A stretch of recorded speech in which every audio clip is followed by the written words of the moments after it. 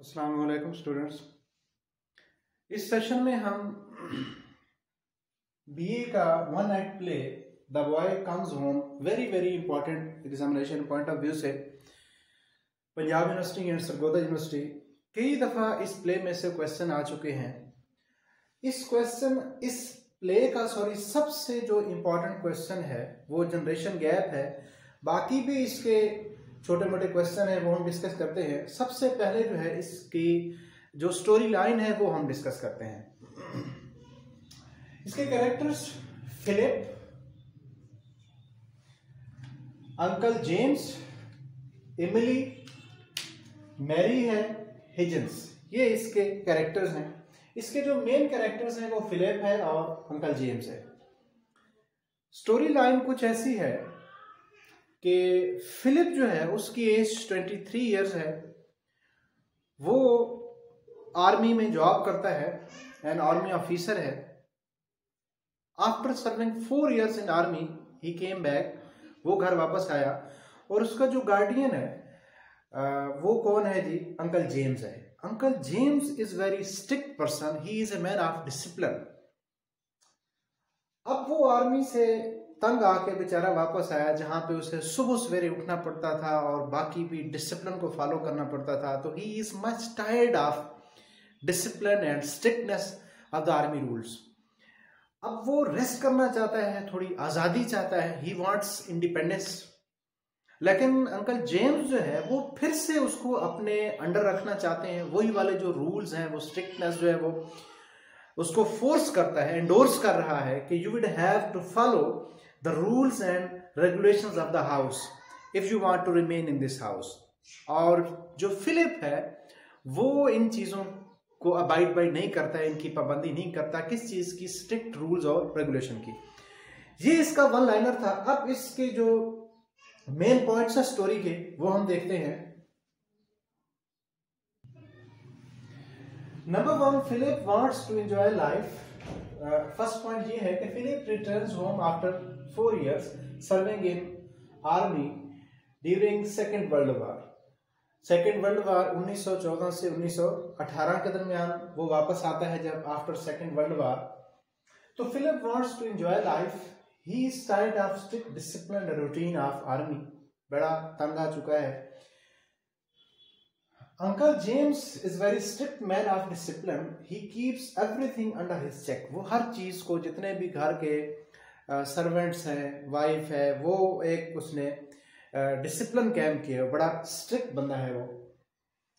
Uncle James warns Philip, वो Philip को warn करता है when he comes to know, जब उसे पता चलता है about his smoking and late rising, कि सुबह जो है एक दफा 10 बजे जो है वो सुबह फिलिप उठा और उसने जो मेड सर्वेंट है उसको कहा कि आप ब्रेकफास्ट जो है वो पेश करें।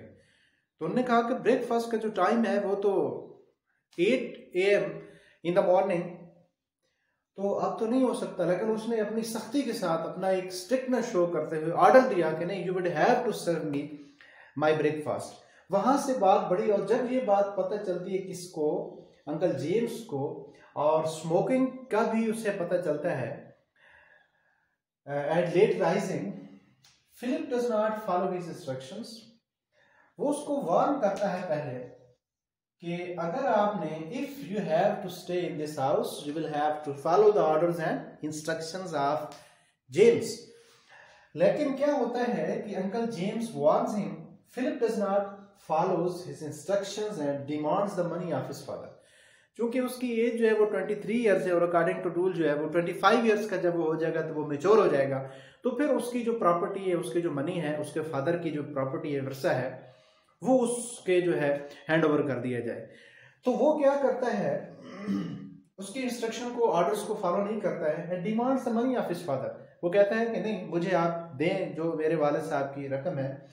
ही says majority lies in mind not in age. अब ये लाइन शॉर्टकट मैंने लिख दी यहाँ पे। जब अंकल जेम्स उससे बार बार कहता है कि नहीं, यू आर स्टिल इमैच्योर, आपकी एज नहीं है, आप 25 इयर्स के नहीं है, still 2 years are remaining up to your mature age, तो वो कहता है कि नहीं, मैंने काफ़ी जो है वो एक्सपीरियंस किया है, बहुत सारे डिसीजन लिए हैं अपनी आर्मी की लाइफ में, लिहाजा आई बिकेम या आई हैव बिकम मेच्योर, मैं मेच्योर हो चुका हूँ। इस तरह के है कि maturity lies in mind not in age, maturity का ताल्लुक जो है वो दिमाग से है, एज से नहीं है। और टू अ ग्रेट एक्सटेंट मैं इसके साथ जो है वो एग्री करूँगा कि बहुत सारे मैंने लोग देखे हैं, आप भी अपनी सोसाइटल लाइफ में देखेंगे कि एज के हवाले से बड़े होंगे लेकिन मेंटली जो है वो मेच्योर नहीं होते हैं, और एज के हवाले से ठीक हटे कटे कद बुत सही होता है लेकिन मेच्योर नहीं होते, तो ये उसने सही कहा है। नेक्स्ट देखते हैं कि at the end Philip brings his revolver to shake the force of his uncle. At the end क्या होता है, ये एक ह्यूमरस प्ले है, इसमें आयरनी भी है कि वो जैसा एक्सपेक्ट कर रहे हैं रीडर्स या आप, वैसा होता नहीं है, तो आयरनी भी इसमें है, सस्पेंस भी इसमें है।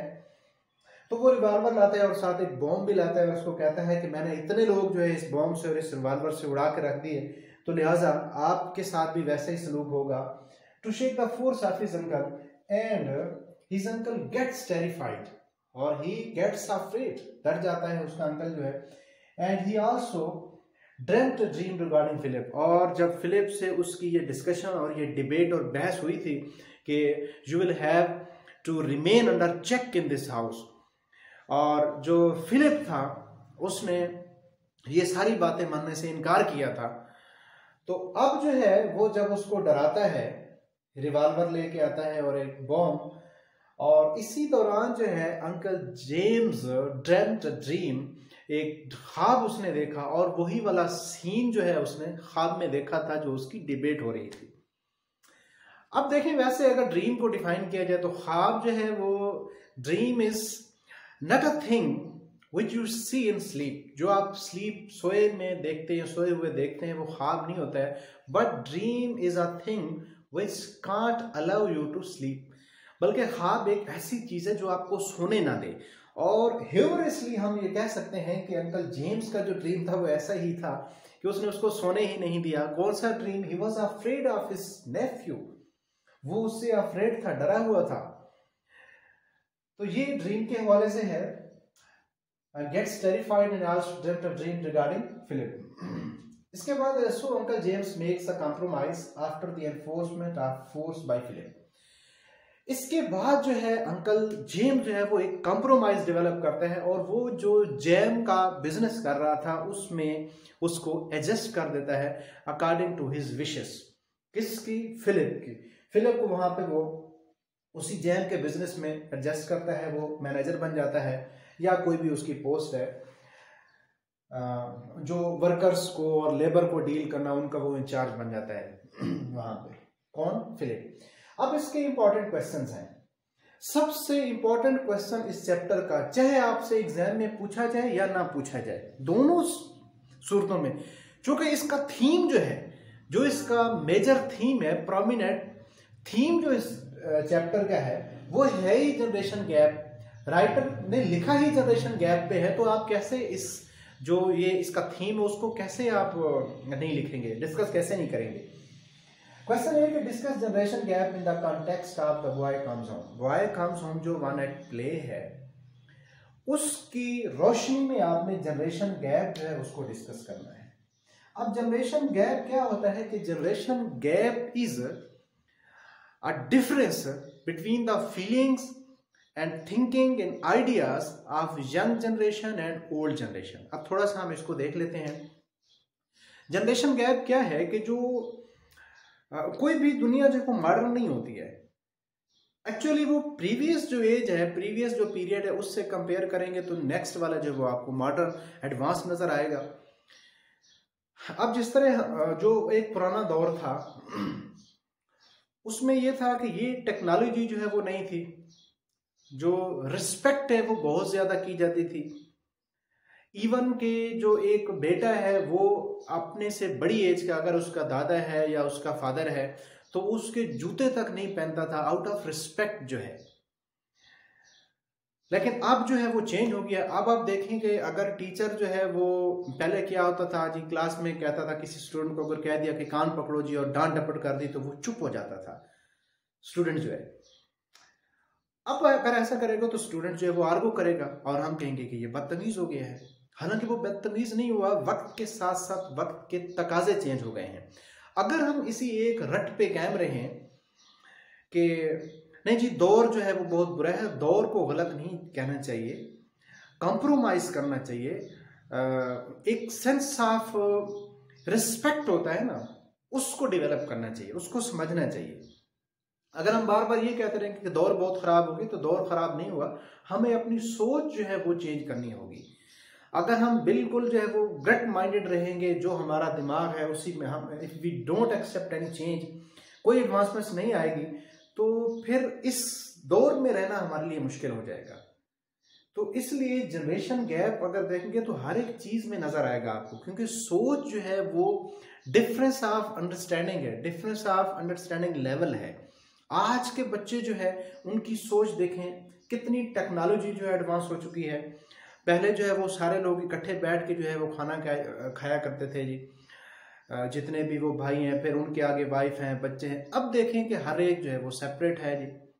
पहले इकट्ठे जो है एक बड़ा रूम है या एक बड़ा हॉल है, उसमें सोया करते थे। अब देखें हर एक की अपनी अपनी प्राइवेसी है, अपनी अपनी प्रॉब्लम्स हैं, हर एक के लिए अलग अलग अलग रूम है। इसी तरह यानी कि जो इंडिविजुअलिज्म है वो काफ़ी जगह बना चुका है। तो लिहाजा इस दौर को या इस बात को बार बार रिपीट करने की बजाय कि दौर बहुत गलत है, हमें एडजस्ट करना चाहिए। We will have to accept the advancement of the age. हमें जो इस दौर की जो ज़रूरियात हैं, जो तकाजे हैं, वो पूरे करने होंगे। तो जनरेशन गैप वाला आपने इस चैप्टर में भी इसको देखेंगे कि कितना बड़ा जनरेशन गैप है, कि वो यंग जनरेशन है फिलिप जो है, और उसकी पुरानी सोच है अंकल जेम्स जो है, उसकी सोच जो है वो कितनी डिफरेंट है उससे। तो यही मिसअंडरस्टैंडिंग जो है, यही लेवल ऑफ अंडरस्टैंडिंग जो है, इसी को हम जनरेशन गैप कहते हैं। नेक्स्ट क्वेश्चन है कि compare and contrast the character of uncle James and Philip. दोनों के कैरेक्टर्स में जमीन आसमान का फर्क है, बहुत ज्यादा फर्क है। और क्या फर्क है? थिंकिंग का, सोच का, आइडियाज का फर्क है। और वही जनरेशन गैप वाला, ये भी वही वाला क्वेश्चन है। उसकी एज जो है वो ज्यादा है, वो 23 ईयर्स का है। वो आज़ादी चाहता है, जिस तरह के आजकल के जो स्टूडेंट्स हैं, जो बच्चे हैं, वो कहते हैं कि there should be no check and balance over them. कोई चेक एंड बैलेंस नहीं होना चाहिए। नेक्स्ट क्वेश्चन है कि discuss the importance of dream scene in the play the boy comes on. इसमें जो है ड्रीम सीन को डिस्कस करना है कि what role plays the dream in the play. Dream का वाकई बड़ा, वो पहले से बड़ा सप्रेस था अंकल जेम्स जो है, फिर उसे ड्रीम आया, तो जो ही उसकी आंख खुली तो उसने वो देखा कि ये तो वही वाली सिचुएशन मैंने ख्वाब में देखी है। तो जैसा कि मैंने पहले कहा कि dream is not a thing which you see in sleep, but dream is a thing which can't allow you to sleep. जैसा ख्वाब अल्लामा इकबाल ने देखा था। लेकिन यहाँ पे तुम ह्यूमरसली डिस्कस कर रही है, इन a humour way, in a statistical वे। तो हम इस तरह इसको कंपेयर एंड कंट्रास्ट या इसको, इस कोटेशन को भी हम यहाँ पे फिट कर सकते हैं। तो बाकी जो ड्रीम सीन है उसी से एक कंप्रोमाइज डेवलप होता है। और इसी के साथ ही ये चैप्टर हमारा, ये वन एक्ट प्ले जो है, ये जो एपिसोड है वो कंप्लीट हुई। वन एक्ट प्ले जो है एक एपिसोड होती है, ठीक है। इसमें मुख्तसर से डायलॉग्स होते हैं, एक शॉर्ट स्टोरी होती है, एक एक्ट होता है, उसी के अंदर स्टोरी ने वाइंड अप होना होता है। आई थिंक आपको अच्छी तरह जो है, ये कोई इतना मुश्किल नहीं है। स्टोरी, किस्सा कहानी समझना बहुत आसान होता है। एक आप अनएजुकेटेड इलिटरेट बंदे को भी अगर आप कोई किस्सा कहानी सुनाते हैं तो जब भी आप उससे पूछेंगे वो आपको सुना देगा। हालांकि उसे पता नहीं होता है कि ये क्या क्या है, लेकिन वो किस्सा उसको याद रहता है। अब डियर स्टूडेंट, जो क्वेश्चन हमने डिस्कस किए या हमने प्ले डिस्कस, आपने इसको क्रिटिकली लिखना है। इसके जो मेन पॉइंट्स हैं, पहली बात ये याद रखें कि जो चीज़ माय डियर पूछी गई है वही चीज़ लिखा करें। होता ये है कि स्टूडेंट 50% जो है वो स्टूडेंट क्या इररेलेवेंट लिख जाता है, 50% सही लिखता है। वो जो सही लिखता है, मतलब जो रेलिवेंट लिखता है, उसमें से फिर ग्रामर की मिस्टेक्स हैं, टेंस स्विच हो जाता है, ग्रामर स्विच हो जाती है, उस 50% में से मार्क्स मिलते हैं। तो इसलिए आपने कोशिश करनी है कि क्रिटिकली एनालिसिस करते हुए वही चीज़ लिखनी है जो पूछी गई है, ना कि कोई भी क्वेश्चन हो तो आप पूरी जो स्टोरी लाइन है, पूरी कहानी को, पूरी किस्से को उसमें घुसेड़ देना है, बल्कि क्रिटिकली आपने चीज़ों को नोट करना है और डील करना है। दूसरी बात, बिला वजह क्वेश्चन को जो है ना लेंथी करने की कोई ज़रूरत नहीं होती है। जितना पूछा गया उसी को आप कंपाइल करें, उसी को आप कंपोज करें। It will be very beneficial for you people. मिलते हैं नेक्स्ट लेक्चर में। Thank you so much.